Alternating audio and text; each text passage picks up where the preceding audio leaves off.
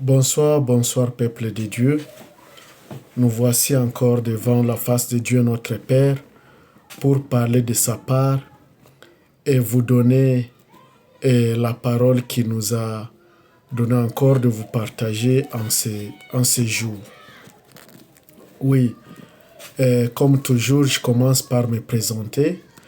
Mon nom est Justin Bounyakiri, un serviteur de Dieu et fondateur du groupe Christel MM qui a comme objectif d'amener l'homme à connaître Jésus-Christ et à l'aimer dans son quotidien, son mode de vie, malgré ses faiblesses, ses défaillances, ses erreurs, ses péchés, c'est-à-dire accueillir Jésus-Christ comme Seigneur et Sauveur et lui laisser la conduite de votre vie pour que lui-même domine et qu'il vous amène au port désiré, c'est-à-dire à la destinée à laquelle Dieu le Père vous a prédestiné et vous a créé.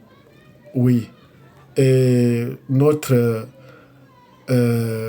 contact, nous sommes sur YouTube. Nos émissions sont sur YouTube, sur TikTok aussi, et sur Facebook, mais davantage sur YouTube comme on l'a toujours dit. Et si nos prédications vous plaisent, n'oubliez pas de vous abonner et vous cliquez, mais aussi à les partager dans d'autres groupes pour que d'autres personnes soient au courant de ce que le Christ est toujours agissant dans la vie des hommes. Il n'est pas seulement un Seigneur de l'histoire, ni un Seigneur de la Bible, mais aussi il est Seigneur vivant et vrai, agissant dans la vie de quiconque le veut. Et donc, si vous voulez, le Christ peut agir dans votre vie et mener des expériences avec lui. Donc, vous pouvez mener des expériences en acceptant Jésus-Christ comme guide et Seigneur de votre vie. Oui. Aujourd'hui, nous allons parler de ce que nous appelons la volonté. La volonté dans la vie du chrétien. Et nous allons partir des problèmes de vie pour chacun. Pour cela, nous allons d'abord lire la parole de Dieu dans Marc, chapitre 1er,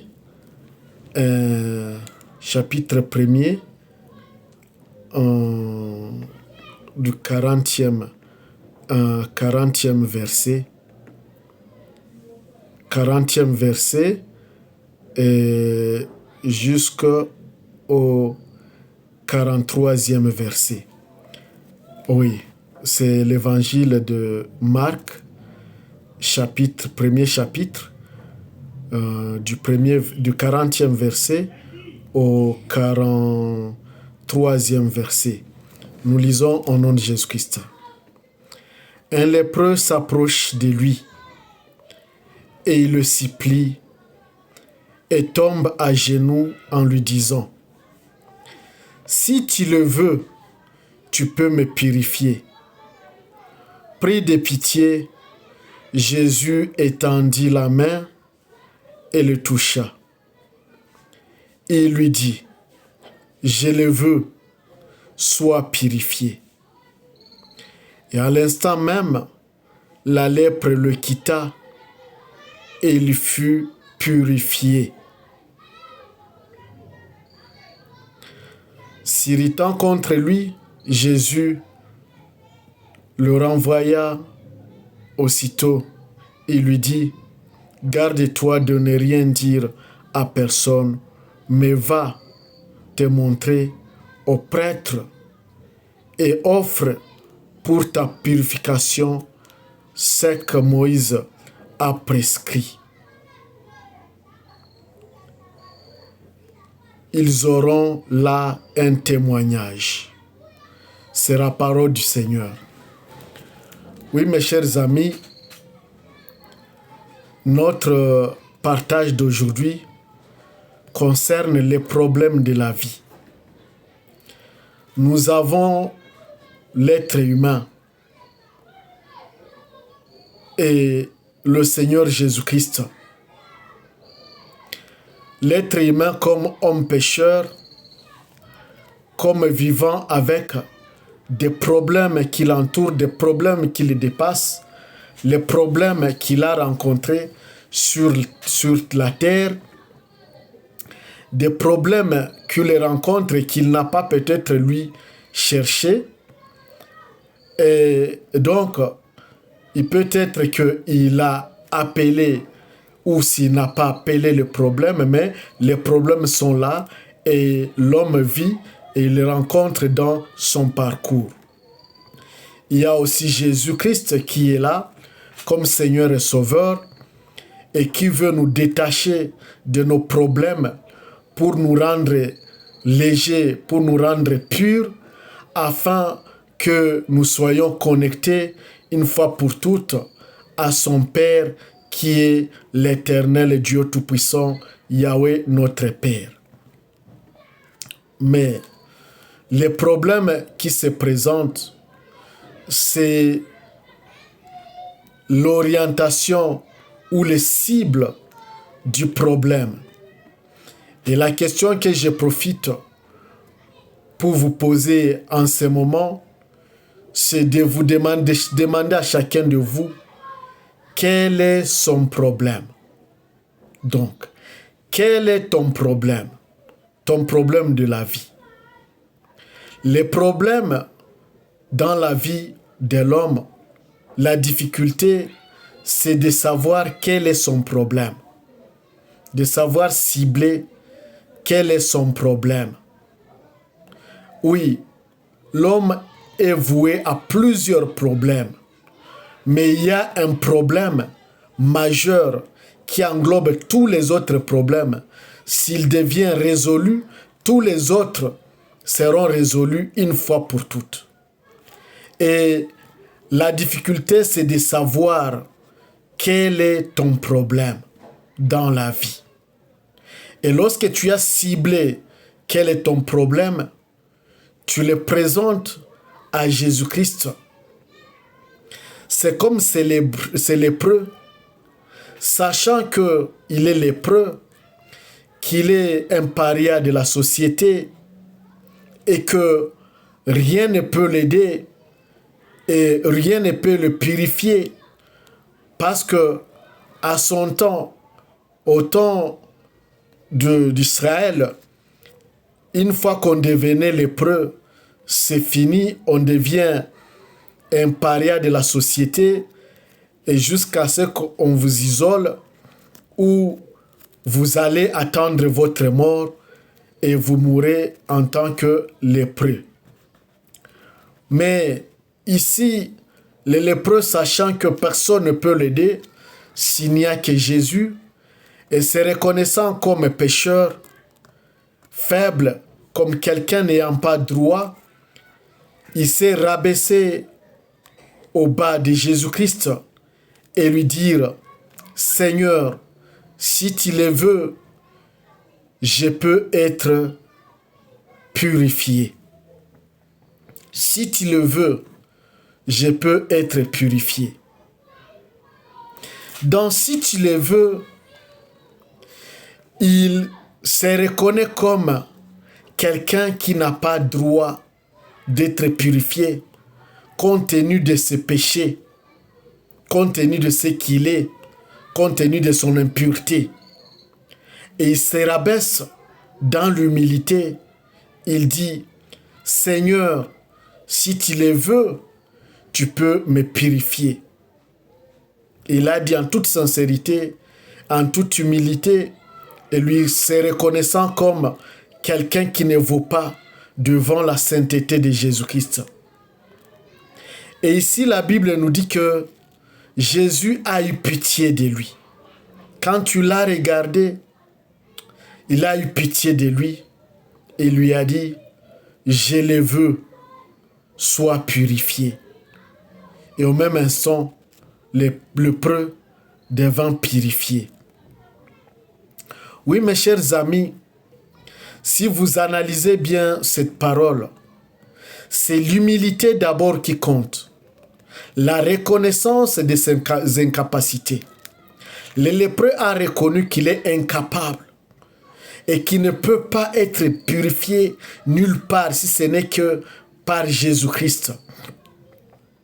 Il a reconnu qu'il ne vaut pas. Il s'est rabaissé, il s'est humilié. Et cette humilité l'a amené à obtenir la purification de la part de Jésus-Christ. Et quand il a parlé à Jésus-Christ, lui disant que si tu le veux, je peux être purifié, Jésus l'a regardé et il a eu pitié de lui. Donc la pitié est venue de la façon dont le lépreux s'est adressé à Jésus-Christ. Et cette parole, cette façon de s'adresser à Jésus-Christ, cette humilité, ce qui a suscité la pitié dans la personne de notre Seigneur Jésus-Christ. Et donc, la chose ici, le problème ici, c'est la reconnaissance de ses incapacités, de ses péchés, et l'humilité devant son Dieu, et de savoir que lui seul peut t'aider toi aussi aujourd'hui. Mais quel est ton problème? Cible d'abord quel est ton problème de vie. Oui, mes chers amis. Il y a ceux qui pensent que l'argent, le mariage, le travail, c'est tout c'est encore. C'est ça le problème. Mais non. Ça sont des problèmes de second degré, mais qui ne sont pas des problèmes sérieux de la vie. Vous rappellerez que Jésus-Christ a dit, cherchez d'abord le royaume de Dieu et tout vous sera donné par-dessus. Oui.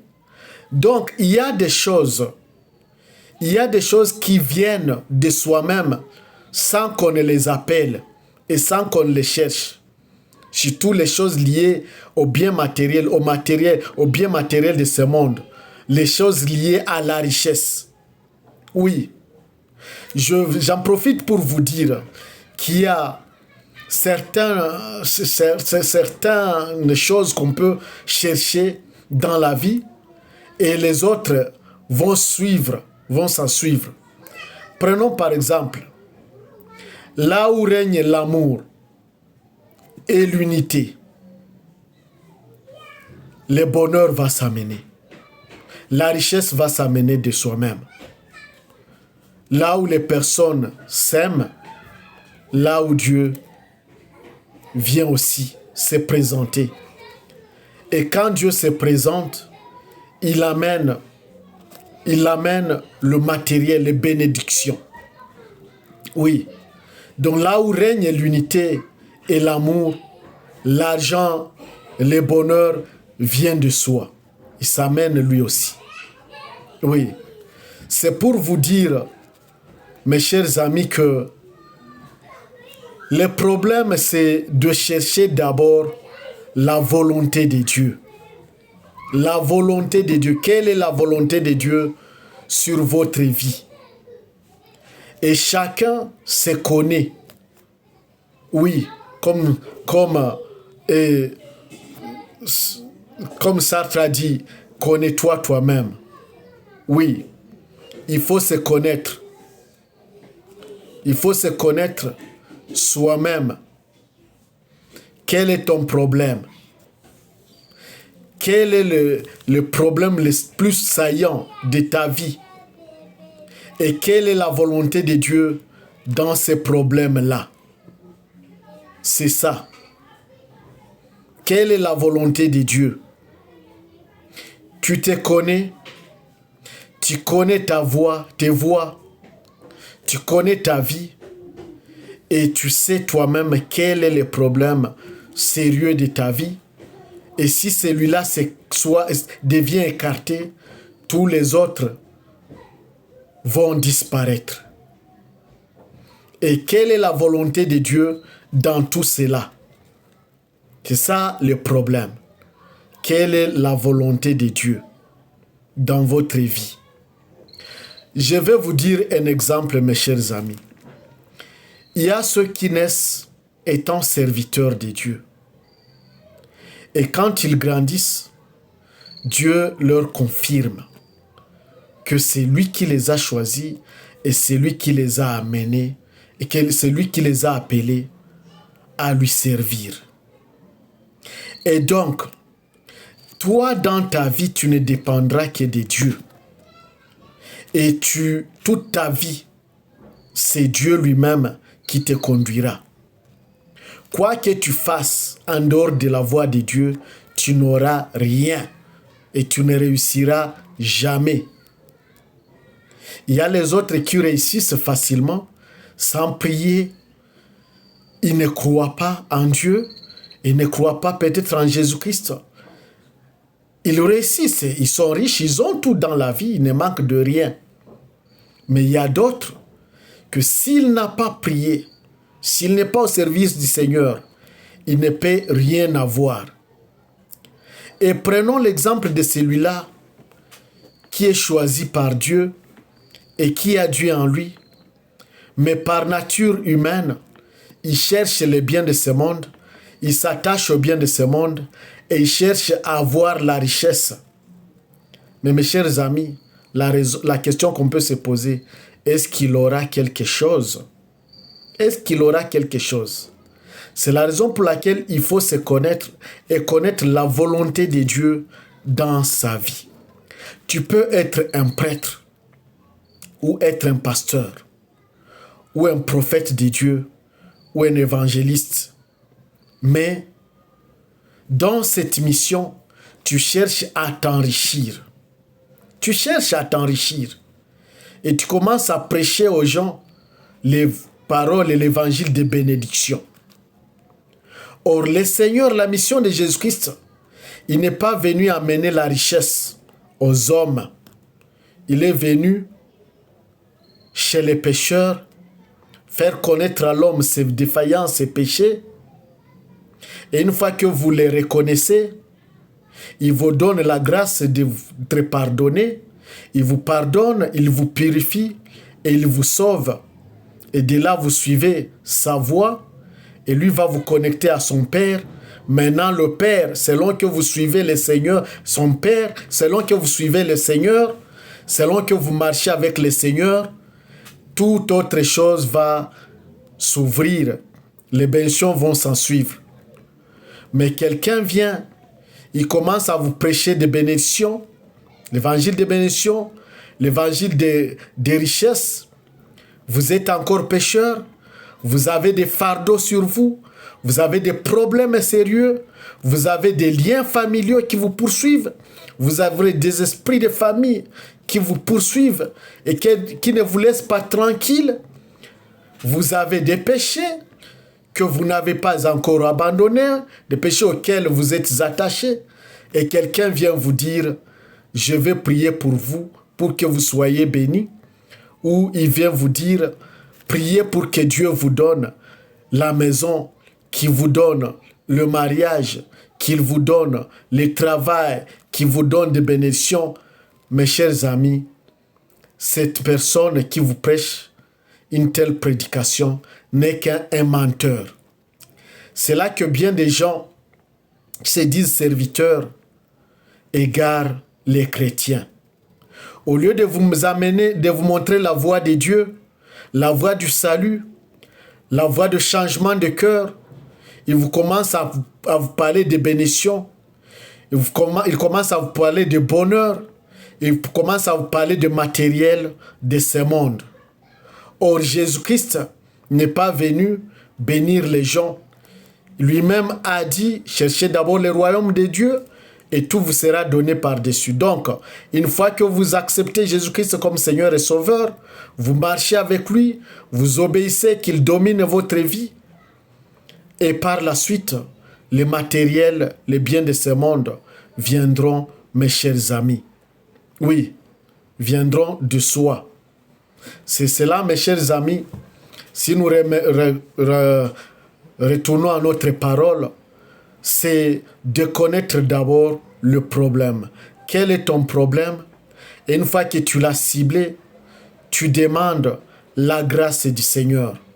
Tu implores le Seigneur. Tu t'humilies devant Jésus-Christ comme quelqu'un qui ne vaut pas.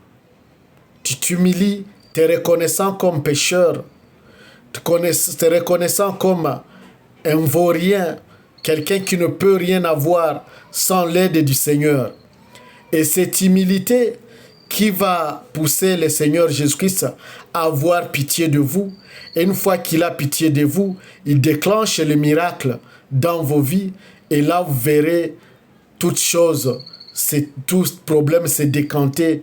Et vous commencez à vivre une vie nouvelle avec des bénédictions et des expériences avec le Seigneur Jésus-Christ.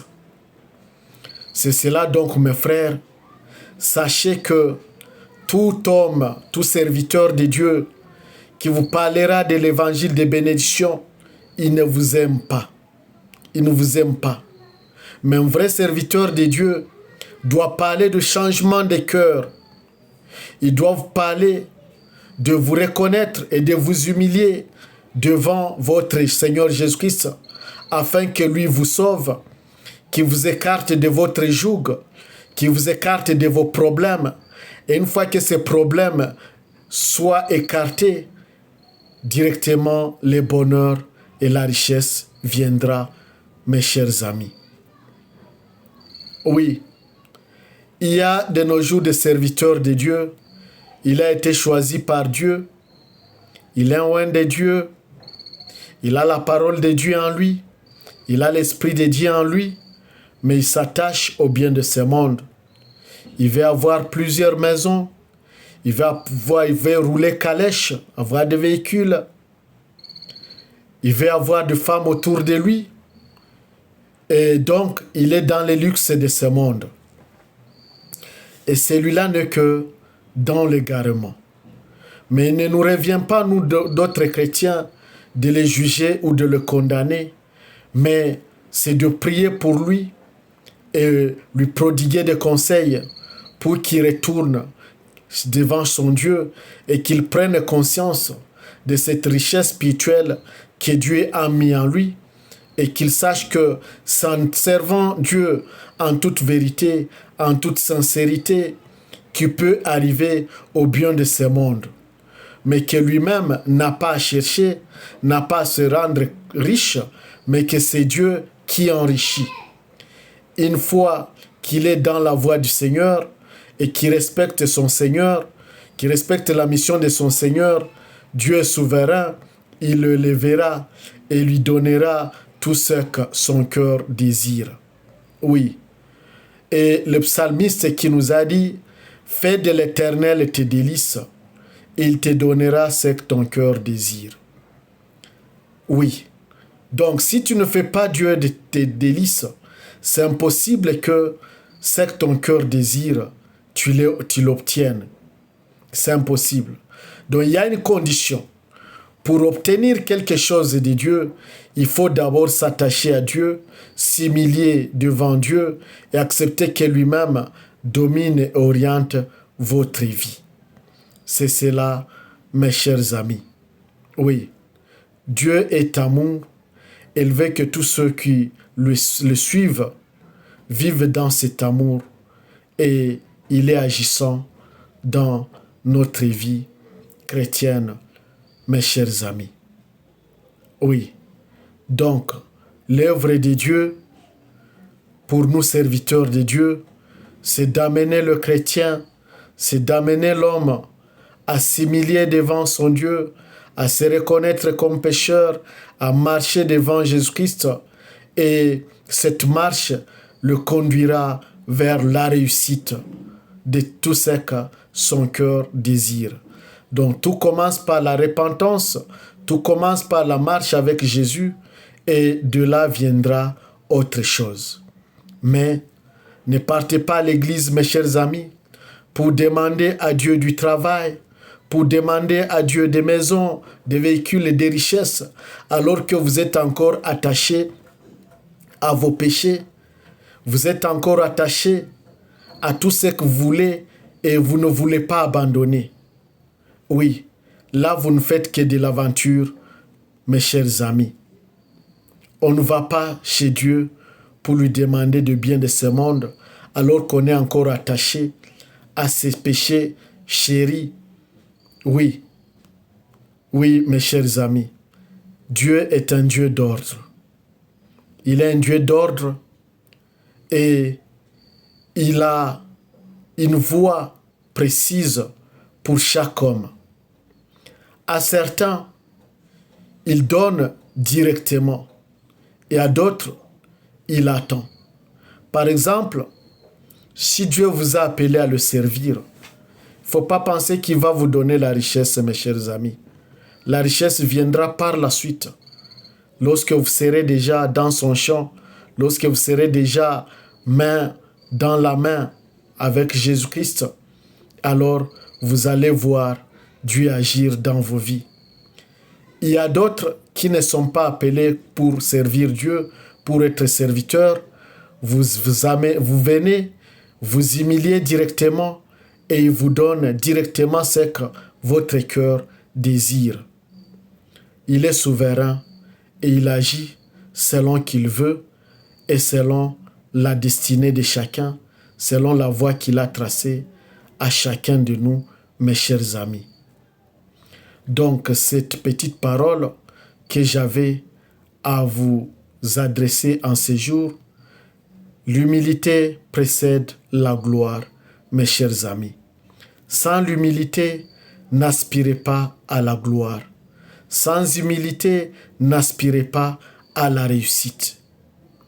Et c'est là que certains aventuriers, serviteurs aventuriers, au lieu de vous amener au changement, il va vous parler de bénédictions, il va vous parler des élévations, il va vous parler des biens de ce monde, il vous donne des prophéties, il vous dit, je vois acheter une maison, vous aurez une grande maison, vous aurez des véhicules, vous aurez ceci, ceci. Et vous, quand vous voyez que ça n'arrive pas, vous commencez à avoir des conflits avec votre Dieu et vous pensez que Dieu vous a trompé. Et pourtant, notre Père est amour, il est fidèle, il ne trompe jamais, il ne ment jamais. Ce qu'il dit, il finit par le réaliser. Oui. Et donc, faites la différence entre les prophéties des satanistes, les prophéties des aventuriers et qui ne veulent pas vous montrer la voie de changement, la voie d'abandonner le péché, mais qui vous amènent aux bénédictions, à l'élévation. Ça ne peut pas aller, mes chers amis. Ça ne peut pas aller. Cherchez d'abord le Christ. Cherchez d'abord à marcher avec le Christ et vous verrez, toute chose viendra par-dessus tout cela. Et que Dieu vous bénisse, mes chers amis. Nous allons prier. Éternel et Dieu Tout-Puissant, Dieu notre Père, tu es amour, tu es bonté, tu es fidélité. Père, touche encore tout celui qui me suit en ce moment, tout celui qui écoute cette parole, que tu pénètres son cœur, que tu transformes sa vie et que tu l'aides à te connaître toi-même comme son Dieu, qui te prenne comme soubassement de sa vie, comme pierre angulaire de sa vie, afin que toi seul, tu puisses transformer toute sa vie et le conduire à la réussite. Nous te le demandons, éternel et Dieu Tout-Puissant, par le Christ notre Seigneur et notre Dieu, lui qui vit et règne dans l'unité du Saint-Esprit, un seul Seigneur pour les siècles des siècles. Amen.